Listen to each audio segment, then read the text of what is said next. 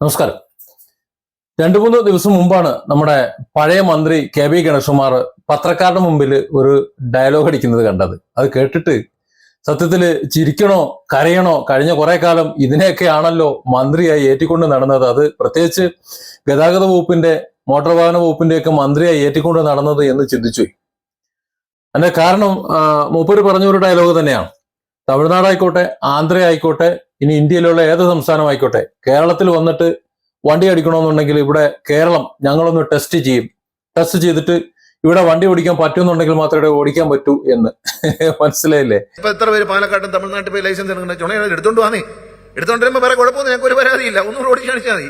RTO എടുത്ത് വരണം. അപ്പൊ MP എടുത്ത് പോയാൽ പോരാ, RTO എടുത്ത് വന്നിട്ട് ഒന്നുകൂടി ഓടിച്ച് കാണിച്ചിട്ട് ലൈസൻസുമായിട്ട് നടക്കാം.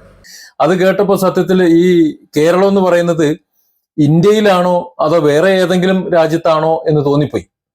ഈ ഇത്രയൊരു മാടമ്പിത്തരത്തിലുള്ള വർത്താനം പറഞ്ഞപ്പോ ആ ഗണേഷ് കുമാർ ഇന്ന് ഡ്രൈവിംഗ് ലൈസൻസ് ഇല്ലാത്ത ഒരു സാഹചര്യത്തിലേക്കാണ് പോകുന്നത്. അതായത് വാലിഡ് ആയ ഡ്രൈവിംഗ് ലൈസൻസ് ഇല്ലാതെയാണ് മൂപ്പർ ഇവിടെ വണ്ടി ഓടിച്ച് നടന്നത്, ഈ ഷോയൊക്കെ കാണിച്ചത് എന്നാണ് തെളിയുന്നത്. ലൈസൻസിൽ എഴുതിയിട്ടുണ്ട് MLA എന്ന്. എങ്ങനെ അതിനകത്ത് വന്നത്? സർട്ടിഫിക്കറ്റിലുള്ള സ്കൂൾ സർട്ടിഫിക്കറ്റിലുള്ള രേഖയിൽ അതിനകത്ത് വരാൻ പാടുള്ളൂ. അതല്ലെങ്കിൽ പേര് മാറ്റിയിട്ടുണ്ടെങ്കിൽ ആ പേരിൽ വരാൻ പാടുള്ളൂ. MLA എന്നുള്ളത് അതിന്റെ പേരിലല്ലോ. KB ഗണേഷ് കുമാർ എന്നാണല്ലോ. കീഴൂട്ട് വീട്ടിൽ ബാലകൃഷ്ണനുള്ള മകൻ ഗണേഷ് കുമാർ. അതാണ് ഞാൻ മനസ്സിലാക്കുന്നത്. അപ്പൊ അതേ വരാൻ പാടുള്ളൂ. അപ്പൊ ഇദ്ദേഹം പറഞ്ഞത് ശരിക്ക് നിയമവിരുദ്ധമായിട്ടുള്ള കാര്യമാണ്. ഇന്ത്യയിൽ ഒരു ഡ്രൈവിംഗ് ലൈസൻസ് ഉണ്ടെങ്കിൽ ഇന്ത്യ എവിടെയും ഓടിക്കാം. ഇന്ത്യൻ യൂണിയന്റെ ഡ്രൈവിംഗ് ലൈസൻസ് ആണ്. ഈ ഗണേഷ് കുമാറിന് അതില്ല. മൂപ്പർ എന്നിട്ട് പറഞ്ഞെന്താണ്, ഇനി അഥവാ എന്റെ ലൈസൻസ് അങ്ങ് മോട്ടോർ വാഹന വകുപ്പ് അങ്ങ് റദ്ദ് ചെയ്താലും എനിക്ക് ഇന്റർനാഷണൽ ലൈസൻസ് ഉണ്ട്, അതുകൊണ്ട് ഞാൻ ഇവിടെ ഓടിക്കുന്നു. ലോകത്തെമ്പാടും ഓടിക്കാനുള്ള ഗൾഫിലെ ലൈസൻസ് ഇന്ത്യയിലുണ്ട്. ആ ലൈസൻസ് വെച്ച് ഞാൻ ഓടിക്കും. അതുകൊണ്ട് ഗണേഷ് കുമാറിന്റെ ലൈസൻസ് റദ്ദാക്കി അയാൾ ഓടിക്കത്തില്ലെന്ന് വിചാരിക്കരുത്. ഞാൻ ഓടിക്കും. എനിക്ക് ഗൾഫിലെ ലൈസൻസ് എന്നിട്ട് വാലിഡ് ആണ്. എനിക്ക് ഗൾഫിൽ നിന്ന് ഇന്റർനാഷണൽ ലൈസൻസ് ഉണ്ട്. ഓക്കെ, അതേതായാലും എന്റെ അച്ഛനല്ലല്ലോ അവിടെ മന്ത്രി ആണോ? പള്ളിയിൽ പോയി പറഞ്ഞാൽ മതി, അതിവിടെ നടക്കൂല. ആ ലൈസൻസ് ഇവിടെ വർക്ക് ചെയ്യണമെന്നുണ്ടെങ്കിൽ, ഇപ്പൊ ദുബായിലെ ലൈസൻസ് ഇവിടെ ഉണ്ടെന്നുണ്ടെങ്കിൽ നിങ്ങൾ ഇന്ത്യൻ സിറ്റിസൺ അല്ലായിരിക്കണം. മോട്ടോർ വാഹന വകുപ്പ് കൊടുത്തിട്ടുള്ള നിയമങ്ങളൊക്കെ നോക്കണം. നിങ്ങൾ ഇന്ത്യൻ സിറ്റിസൺ അല്ലേ? ഇന്ത്യക്കാരനായിട്ടുള്ള നിങ്ങൾ ഇന്ത്യൻ ലൈസൻസ് എടുക്കാതെ നിങ്ങൾ എടുത്ത എന്താ കാര്യം? നിങ്ങളിപ്പോ എനിക്ക് അമേരിക്കൻ പാസ്പോർട്ട് ഉണ്ട് അല്ലെങ്കിൽ ദുബായ് പാസ്പോർട്ട് ഉണ്ടെന്ന് പറഞ്ഞ് ഇവിടെ ഇറങ്ങി നടക്കാൻ പറ്റുമോ? നടക്കുമോ? നിങ്ങൾ ഇന്ത്യൻ പൗരനാണെന്ന് പറഞ്ഞിട്ട് നടക്കൂല.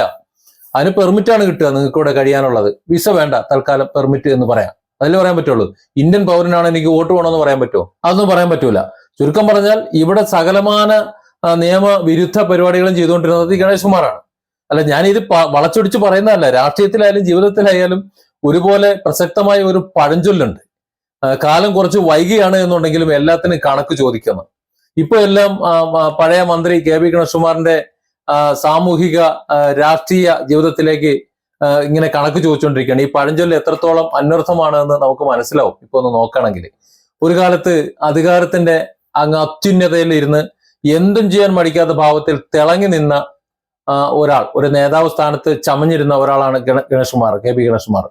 മന്ത്രിസ്ഥാനം, MLA കസേരയും ഒക്കെ കൈപ്പിടിയിൽ ഒതുക്കിയിട്ട് ആരെയും വകവയ്ക്കാതെയുള്ള അദ്ദേഹത്തിന്റെ ഒരു പോക്ക് പലപ്പോഴും വലിയ വാർത്തയുമായിട്ടുണ്ട്. പല വിവാദങ്ങളിലും അദ്ദേഹം ചെന്ന് പെട്ടിട്ടുണ്ട്. എന്നാൽ ഇന്ന് ഒന്ന് നോക്കൂ, ഇന്നത്തെ അവസ്ഥ വെച്ച് നോക്കുമ്പോൾ മന്ത്രിസ്ഥാനം ഇല്ല, MLA സ്ഥാനം ഇല്ല, ഒരു പഞ്ചായത്ത് മെമ്പർ പോലും അല്ല ഇന്ന് എന്ന അവസ്ഥയിലേക്ക് കാര്യങ്ങൾ എത്തി നിൽക്കുകയാണ്.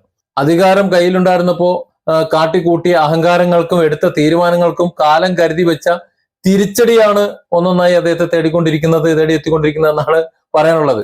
ഇപ്പോ ഒടുവിലത്തെ ഒരു പ്രഹരം കിട്ടിയ വാർത്ത ചാനലുകൾ ബ്രേക്ക് ചെയ്തുകൊണ്ടിരിക്കുകയാണ്.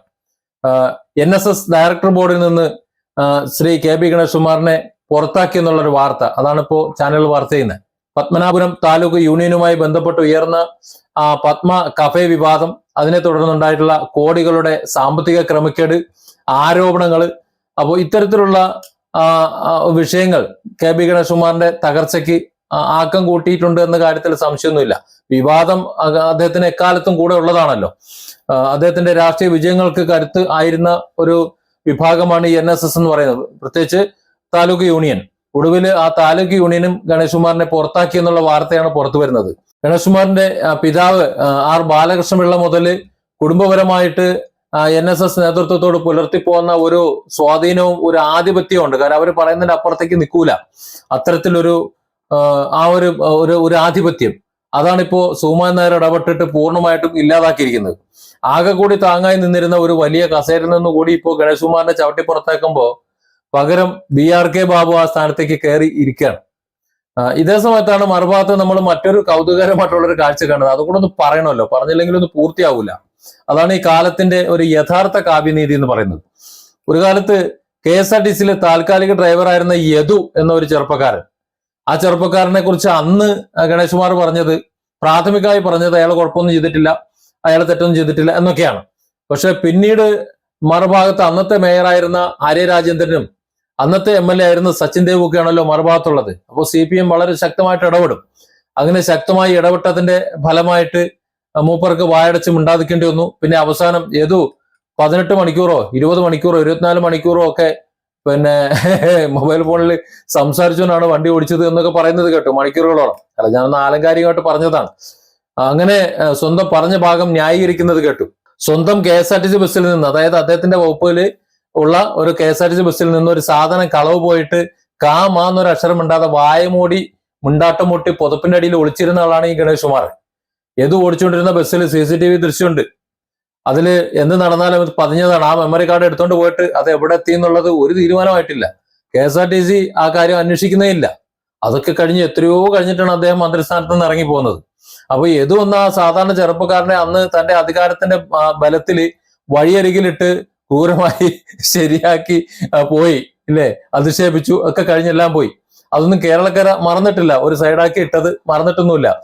അന്ന് ആ പാവം ഡ്രൈവറെ ചവിട്ടി പുറത്താക്കാൻ നോക്കിയ അതേ ഗണേഷ് കുമാറിന് ഇന്ന് കയ്യിലുണ്ടായിരുന്ന സകല അധികാരങ്ങളും സകല പദവികളും ഓരോന്നായി നഷ്ടപ്പെട്ട് വെറും കൈയോടെ നിൽക്കൊണ്ടിരിക്കുകയാണ്, മേലോട്ട് നോക്കി നിൽക്കേണ്ടി വരികയാണ്. എന്നാൽ അന്ന് അപമാനിതനായിട്ടുള്ള ആരും തുണയ്ക്കില്ല എന്ന് കരുതിയിരുന്ന അതേ താൽക്കാലിക ഡ്രൈവർ യദു ഇന്ന് അഭിമാനത്തോടെ നിയമസഭയുടെ ഔദ്യോഗിക വാഹനം ഓടിക്കുന്ന തസ്തിയിലേക്ക് താൽക്കാലികമായിട്ടെങ്കിലും കയറി ചെന്ന് വണ്ടി ഓടിച്ചുകൊണ്ടിരിക്കുക. അതായത് ഗണേഷ് കുമാർ നിയമസഭയിൽ നിന്ന് ഇറങ്ങി, യദു നിയമസഭയിൽ കയറി. ഇതാണല്ലോ ഇപ്പോൾ സംഭവിക്കുന്നത്. അധികാരത്തിന്റെ മുമ്പില് താഴെയുള്ളവരെ ചവിട്ടി മതിക്കാൻ നോക്കിയാൽ ഒടുവിൽ സ്വന്തം തട്ടകത്തിൽ നിന്നും ചവിട്ടി പുറത്താക്കപ്പെടും എന്നൊരു പ്രാഥമിക പാഠം ഇനിയെങ്കിലും ഇങ്ങനെ തിണ്ടുമുടുക്ക് കാണിക്കുന്നവർ മറ്റുള്ളവരുടെ മണ്ടയിൽ അധികാരം വച്ചു കൊടുക്കുന്നവർക്കൊന്ന് മനസ്സിലാക്കുന്നത് നന്നായിരിക്കും. സാധാരണക്കാരൻ ഇന്ന് ബോധവും പൊക്കണമുള്ളവരാണ്. അവര് ഉന്നതങ്ങളിലേക്ക് ലക്കും ലഖാനും ഇല്ലാതെ വണ്ടി ഓടിച്ച് കയറിക്കൊണ്ടിരിക്കുകയാണ്. യദു ഇന്ന് ജനപ്രതിനിധികൾ കൂടുന്ന നിയമസഭയുടെ വണ്ടി ഓടിക്കുമ്പോൾ ഗണേഷ് കുമാറിന് സ്വന്തം വണ്ടിയുടെ സ്റ്റിയറിംഗ് എങ്ങോട്ട് തിരിക്കണം എന്ന് പോലും അറിയാത്ത വിധം വഴിയാധാരമായ ഒരു അവസ്ഥയാണ്. തോൽപ്പിച്ചു എന്ന് കരുതിയവർ ജയിച്ചു കയറുന്നതും ജയിച്ചു എന്ന് അഹങ്കരിച്ചവർ പാതാളത്തിന്റെ താഴ്ചയിലേക്ക് പോകുന്നതുമായ ഈ കാഴ്ച ഇതിനേക്കാൾ മനോഹരമായ മറ്റെന്ത് കാഴ്ചയാണ്, അല്ലെങ്കിൽ മറ്റെന്ത് രാഷ്ട്രീയ വിരോധാഭാസമാണ് നമുക്ക് കാണേണ്ടി വരുന്നത് എന്നാണ് ഇപ്പോൾ ആലോചിക്കുന്നത്. Different angles. Don't forget to subscribe and support this channel.